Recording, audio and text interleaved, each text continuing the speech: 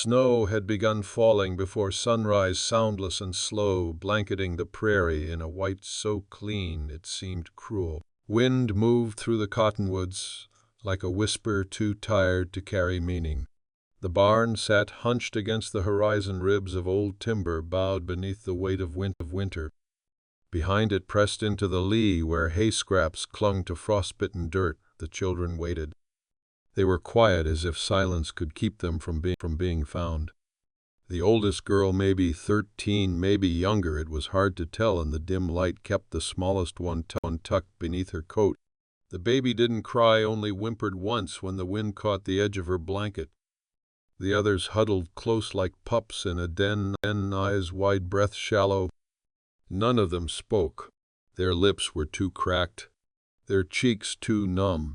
Hooves broke the hush first, slow, deliberate, a horse's breath visible before its shape emerged from the drift. The cowboy sat tall in the saddle, wrapped in a sheepskin coat worn to threads at the cuffs. His hat, sagging with wet snow, cast his face in shadow, but his eyes were visible, sharp, uncertain. The kind of look a man wears when he expects to find something dead and finds it living instead. He dismounted without a word. The horse reins dropped, stood quiet. The man stepped toward the barn boots, crunching frost. The children didn't move, not until he knelt slow and steady, one knee to the ground. "You got names?" he asked, voice raw as cedar bark. The girl didn't answer. She only shifted the baby tighter, chin raised like it might hold off the cold. Or him. He looked at the others. The second oldest boy, all elbows and ribs, stared back with the fierce stillness of someone who's learned that moving makes things worse. The rest just watched. "Ain't gonna hurt you, the man," said barely louder than the wind. "Barn's too cold. Got a fire going in the house. Food if you need it." The girl's lip bled when she spoke. "Mama said not to follow strangers." The man nodded. "She right. But this ain't following, this is deciding. You stay here, you freeze. You come with me, I feed you." "Up to you." His tone didn't shift, didn't beg or threaten. Just plain. Like he'd been here before in some shape or form. The girl looked at the boy beside her. He gave the smallest nod. She stood, baby in arms, limbs stiff as fence posts. The others followed, quiet as ghosts. The man didn't touch them, didn't lead. Just walked ahead, boots marking a path through the snow. The children stepped into his tracks one by one. The cabin was small, squat against the white sky, smoke curling from its chimney like a promise. Inside, the heat slapped them full in the face, and the baby cried then, not in fear, but from the sudden thaw of her skin. The man stoked the fire and poured beans into a dented pot. He moved like someone who had lived too long alone. Careful, quiet, like sound might break something. He offered blankets without looking them in the eye. No one asked his name. He didn't ask theirs. After the meal, the smallest boy fell asleep, first curled on the braided rug like a pup. The girl sat closest to the fire, staring into it like it held answers. The man watched her hands, rough and red from cold, trying to warm the baby's feet. "You the oldest?" he asked. She nodded. "Where's your folks?" She swallowed. "Don't know. Mama told us to run. Said if we heard shots, don't stop. Just go. Get to the barn." The man's jaw twitched, but he didn't speak. "She ain't come back," the girl said. There was no judgment in her voice, just fact. He stared into the flames. Outside, the wind picked up, rattling the shutters like a warning. The children didn't flinch. They knew the sound of worse. The wind carried stories no one wanted to hear. It scraped the corners of the cabin, tried the latch on the door, whispered under the floorboards. But inside, the fire held its own. The children slept in a heap near the hearth, their limbs tangled like roots. The baby breathed in short, fluttery sighs against the girl's chest. She did not sleep. He sat at the table, elbows on wood-worn silver with use, and worked a small blade against a piece of cedar. Not carving anything in particular, just letting the knife find its own path. His hands moved slow practice. They were scarred the way most men's hands were out here. But there was something gentle in them. Careful like he didn't trust his own strength. The girl watched him with that same wariness she'd had in the barn, but the edge of it had dulled. She wasn't quite afraid anymore, just uncertain. He didn't look up when he spoke. "You got a name?" She hesitated, then said May. He nodded once. "Mine's Ellie." Silence stretched between them, filled with the crack of the fire and the sound of cedar shavings falling to the floor. "You ranch here?" she asked. He looked up, then not startled, just surprised she'd asked. "Used to. Some cattle left, couple horses. Enough to keep me busy." May looked at the door. "You alone?" He nodded again. "For some time now." She didn't ask why. She knew the shape of that answer already. Eli set the knife down. "You got people king?" She shook her head. "Was just mama. Man came around a few times, but he weren't kin. He didn't like us much. Mama said he owed her things and didn't like being reminded." Eli's face stayed still, but his eyes flickered. He stood and poured 2 tin cups of water, handing one to her. She drank like she'd forgotten what water tasted like. He crouched by the fire to check on the others. The little boy stirred then, settled again when Eli tucked the blanket around him. "You ever been out this far before?" he asked. May shook her head. "We just kept running, didn't think about where, just away." Eli sat back against the wall, the fire throwing lines across his face. "You're lucky you made it. Cold like this'll strip a man's will clean off." May's eyes drifted toward the baby. "We almost didn't." He looked at her, really looked, and said, "But you did." Something in her throat tightened. She pressed her lips together and nodded once. For a long while they didn't speak. Outside, the wind dropped low like it had lost interest. Eli stood, stretched the stiffness from his back, and started placing more wood by the hearth. May rose, 2 babies still in her arms. "You don't have to," he started. I ain't good at sitting still," she said. He let her help.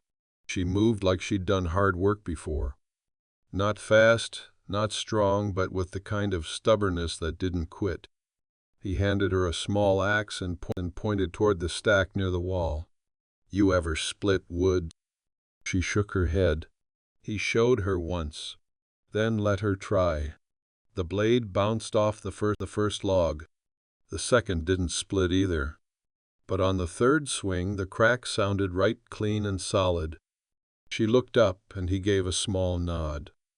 No smile, just a kind of quiet approval.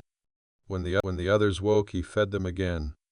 Bread and molasses, nothing fancy, but the children chewed like it was the first good thing they'd tasted in weeks. Afterward, he handed the oldest boy a brush and led him out to the horse.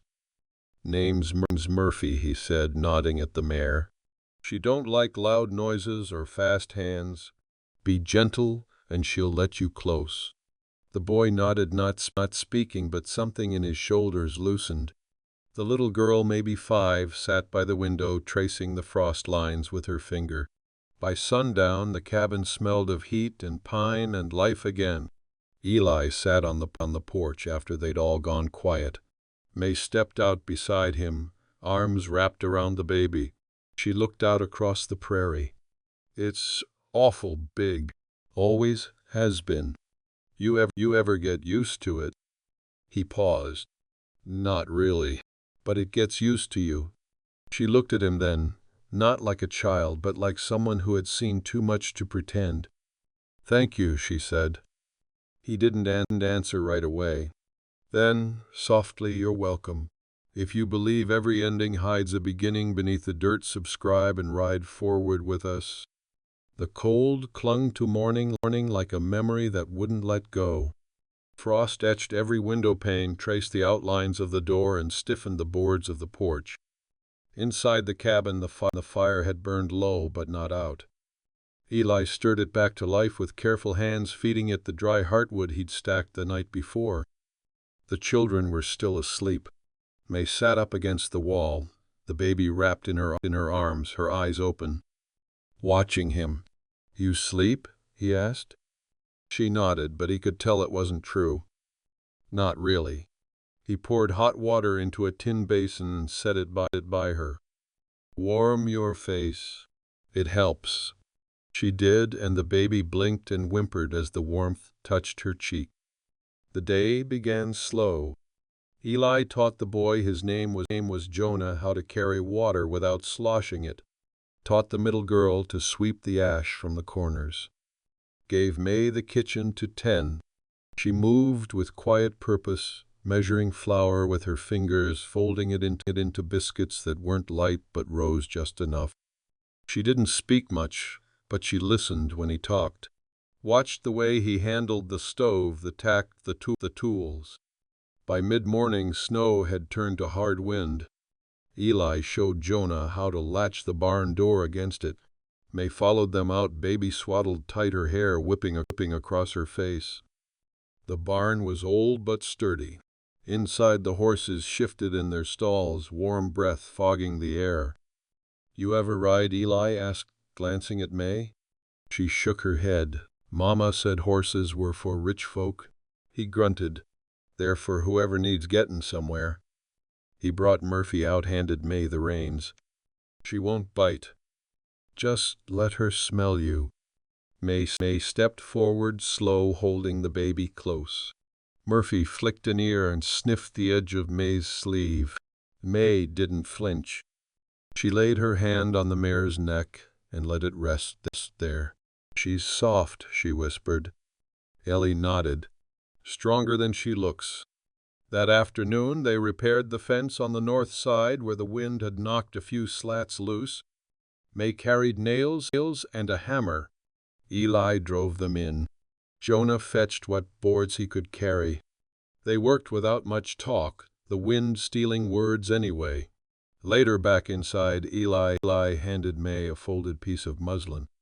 "Diapers. Sewn by my sister. She used to send things like this before she passed."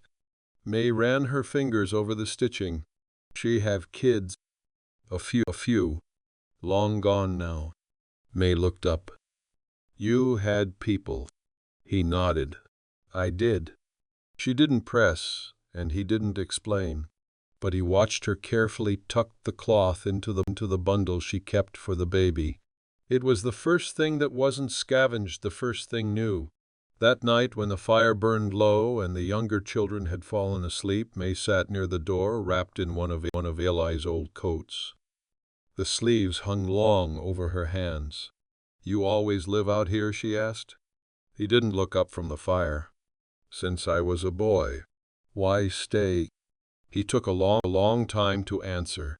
"Some places just stick.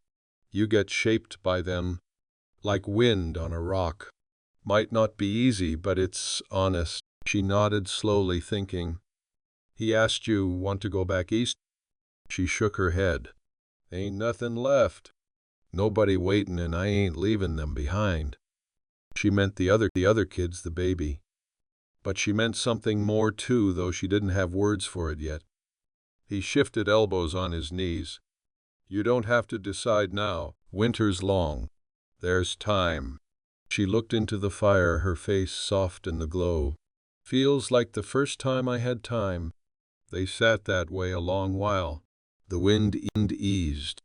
The fire cracked. And outside, in the quiet fields of snow, nothing moved. The days stretched out quiet, stitched together with small chores and long silences. Morning light came pale and late, and night fell like a door closing. The land stayed buried in white, but the cabin held steady. It was the only place in miles where breath steamed against warm air, where laughter, cautious and rare, began to flicker back into the world. Eli kept to his routines, feeding, stock chopping wood, checking the trap lines. But now there were more hands to help. Jonah followed close, asking questions with his eyes more than his mouth. The boy had a sharp mind, quick to pick up the rhythm of things. He learned how to repair a boot sole, how to tell when a cow was close to calving, how to patch a fence with more wire than hope. Eli didn't praise him much, but when he passed the hammer without instruction, Jonah stood a little straighter. May worked harder than Eli thought any girl her age ought to. She never waited to be asked. When she didn't know how to do something, she watched once, then did it. She cooked without burning. She kept the younger ones clean and fed. And she never once complained, not when her fingers split from cold, not when the baby woke every 2 hours crying, not when sleep came like a thief and left just as fast. She'd begun taking the baby out to the barn after supper, said the quiet, helped the child sleep.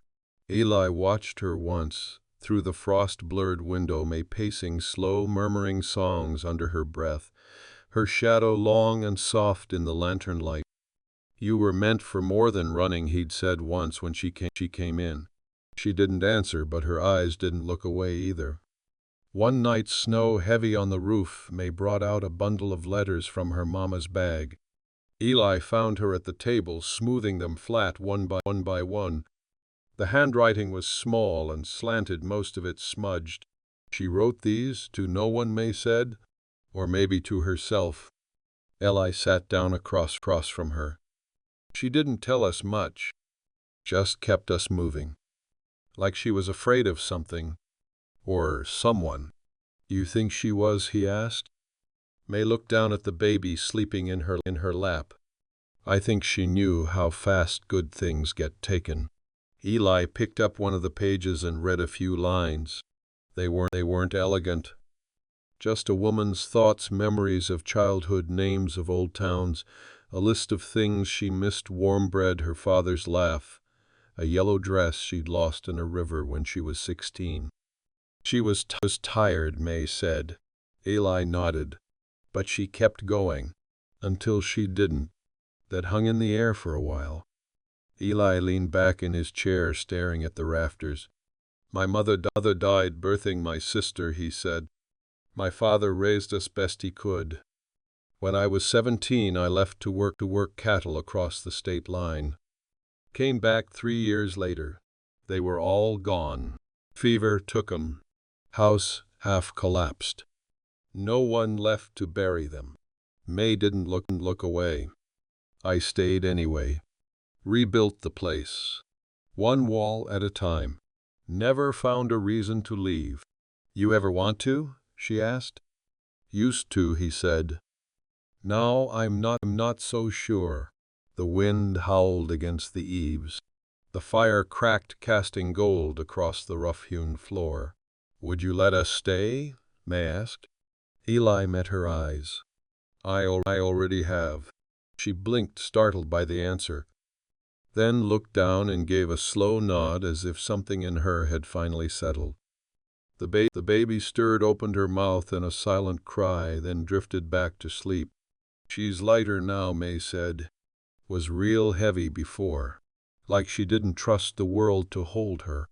Eli looked at the child's face, peaceful and pink in the firelight. "She's starting to," he said. May wrapped the blanket tighter, stood and carried her to the bed.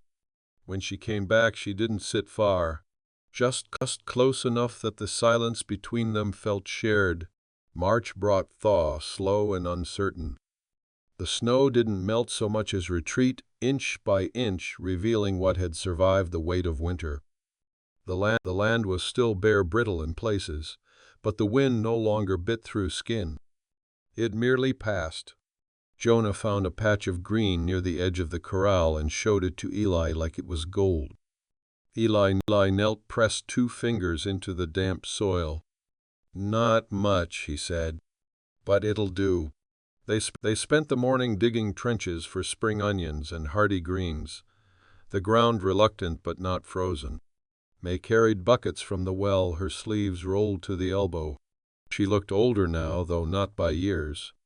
Her frame had filled out some with steady meals, and her eyes had changed shape. They were still sharp, but no longer hard. They held questions now, not just suspicion. Later, while the littlest ones napped and Jonah whittled in the sun, Eli showed May how to handle a rifle.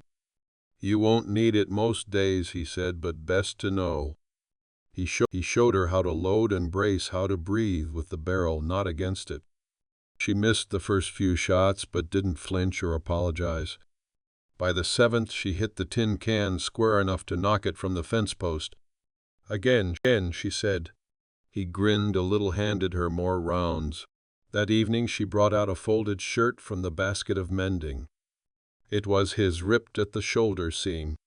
"I can fix this," she said. He looked at it. "You don't have to." "I know." He nodded and let her take it. The next morning it was folded on the table, the seam neater than before. The piece held. Not perfect, but real. Some nights one of the children would wake crying, and May would rise without sound and hold them until they settled. Once Eli woke to find the baby in the crook of his arm, May asleep beside him on the floor. He didn't move, just stared at the ceiling, warm in a way he hadn't been in years. But peace never lasts untouched. It came in the form of boot prints, deep and fresh near the creek bed. Eli spotted them late one afternoon.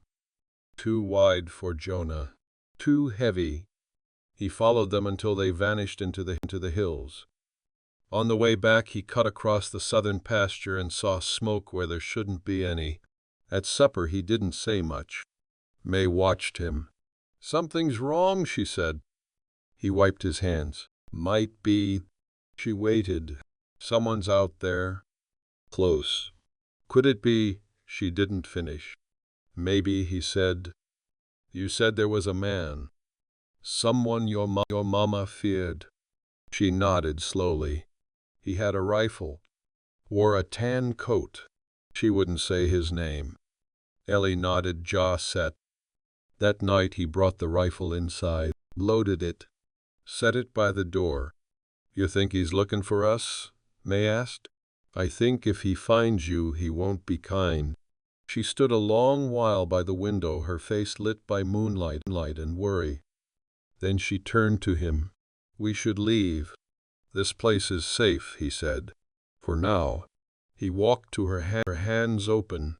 "May, if we run, he owns the road. The dark. The fear. We stay, we make it ours. You understand." She stared at him, something flickering behind her eyes. Then she gave a single nod. "If he comes, we don't hide," she said. "We end it." He looked at her, this girl who was now a woman, standing taller than the world ever meant her to. "We end it," he agreed. Outside the wind had stilled. The prairie held its breath. The stranger came 3 days later, just before dusk. A single rider coat, dusted in travel rifle slung across his back. He didn't come to the house at first. He sat on his horse at the edge of the clearing, staring. Watching. Eli saw him from the corral.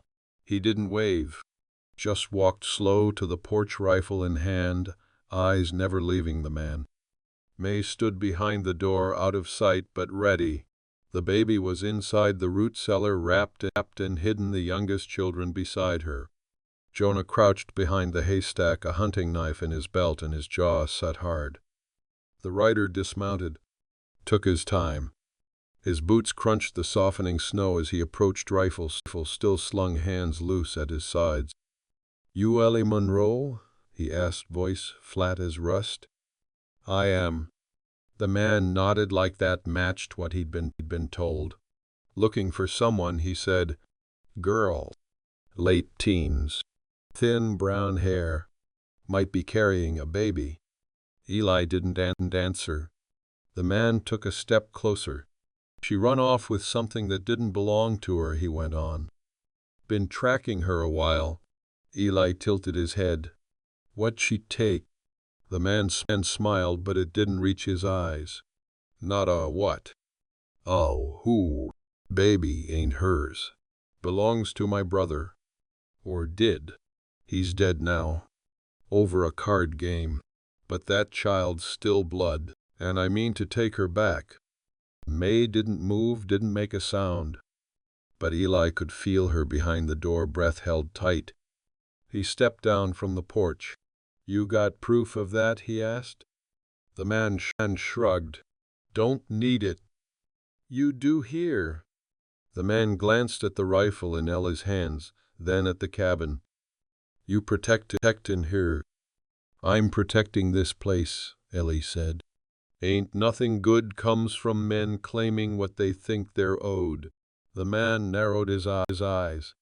"You harboring a thief?" "No," Eli said. "I'm harboring 6 children who damn near froze in my barn. That girl fed them, carried them, walked 3 days without shoes. That child in her arms, I don't know whose blood she carries.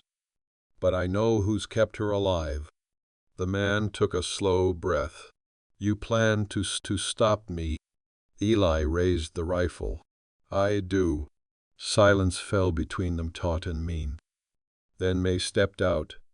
Quiet, steady. The baby in her arms. The man's eyes snapped to her. He took a half step forward. Eli cocked the rifle. "You take one more step," he said, "and this land will bury you." The man stopped. May didn't flinch. "You don't know her name," she said. "You don't know mine. You're hunting what you think you own, not who you lost." "She ain't yours," the man said. "She's no one's," May said. "But she's safe. And I won't let you make her an orphan again." The man stared at her, long and hard, then spat into the snow. "You think you're brave," he said. "But brave don't keep you alive." "No," May said. "But it keeps you from crawling." Eli didn't blink, didn't lower the rifle. The man looked between them, weighed the odds, then back toward his horse. "This ain't the end," he said. "It is, if you ride on," Eli said. The man mounted up, turned, and rode out without another word. Only when the hoofbeats had faded did Eli lower the rifle. His shoulders shook once, not from fear but release. May leaned against the porch post, breath slow and hard-earned. He looked at her. "You all right?" She nodded, eyes wet but fierce. "She didn't cry," she whispered, looking down at the baby. "Not once." "She knew," Eli said. "She trusts you." The others came out slowly, Jonah, last knife still in hand. They all stood there a while, looking out at the road. It was empty, quiet as dusk. But everything had changed. Spring came for good that year. It didn't ask permission. It just arrived one morning with the smell of wet earth and birdsong in the cottonwoods. Snow turned to mud, then to grass, and the wind softened like an apology. The cabin, once a shelter from cold and fear, became something more. It grew louder with laughter, warmer with work. Eli built a second coop for laying hens. Jonah helped dig fence posts for a garden plot. May planted in straight, careful rows radish, beans, turnips. She taught the little ones how to weed without pulling the good with the bad. The baby, now crawling, chased sunlight across the floor. She'd started smiling, real smiles that lit up her whole face. May called her Junie, short for June, though she'd been born in the dark of winter. "She's not what happened to us," May said once. "She's what comes next." Eli believed her. One morning he brought May a battered book from the trunk in his room. Inside were pages yellowed with time, poems, stories, notes in the margin from a woman's hand. "My ma taught from this," he said, "before the fever. Figured maybe Junie oughta hear more than chickens and chores." May turned the pages like they were glass. "You held on to it all this time." He nodded. "Couldn't bring myself to open it, but it ain't mine anymore." From then on, May read aloud in the evenings. Junie clapped at the rhythm. The others leaned in close. Eli sat by the stove, pretending not to listen. They fixed up the second bedroom, put real beds in it, stitched curtains from old sacks. May made quilts from scraps she found in the cellar, greens, browns, a few blue patches soft as river water. Jonah carved a cradle. Eli built a bench for the porch. One night after the children had gone to bed, May sat with Eli on that bench. The stars were out, full, no moon, just the hush of grass growing in the dark. "I never thought I'd see a place grow quiet in a good way," she said. He nodded. "Me neither." She looked at him. "You think that man will come back?" Eli's mouth pulled into something between a smile and a sigh. "If he does, he'll find more than he left." I wasn't ready before, she said. To fight, to stay. But now, I don't want to leave. Eli looked over, his voice low. "I don't want you to." She didn't answer right away. Just reached for his hand and he let her. No promises, just something steady. In town that summer they filed papers, guardianship, property names written on lines in ink. The clerk asked if they were kin. Eli said, "We're choosing to be." They came home with a sack full of nails, school books, and a second-hand dress May held against her chest like it was spun from silk. By fall, the garden had filled 2 shelves with jars. The barn held more hay than it ever had, and the cabin, once quiet as a grave, now sounded like something living. On the first frost, Eli found a tiny shoe in the yard Junie's. He picked it up, turned it over in his hands.